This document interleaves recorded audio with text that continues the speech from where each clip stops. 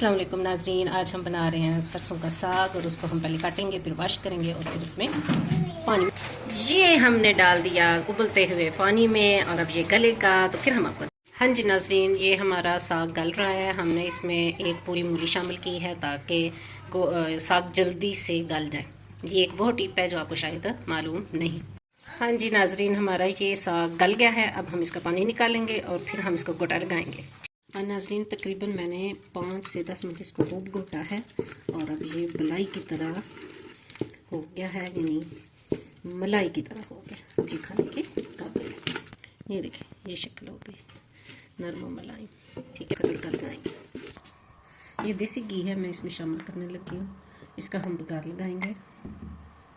ये 7 से 8 ये सुरख मिर्ची है, ये भी इसमें ऐड करेंगे।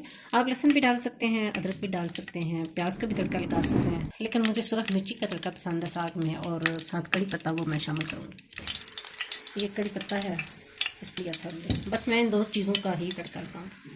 अब इसमें साग शामिल कर,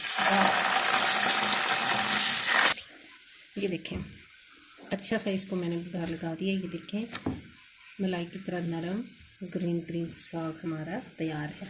अब मैं इसको डिश आउट करूँगी।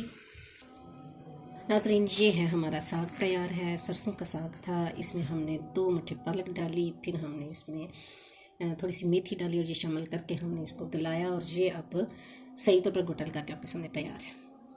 इस दुआ के साथ कि शाद रहिए, आबाद रहिए, अपनी ज़िंदगी में आज़ाद रहिए। एक नई रेसिपी के साथ दोबारा मिलेंगे। आपसे इजाज़त चाहती हूँ। अल्लाह हाफिज़।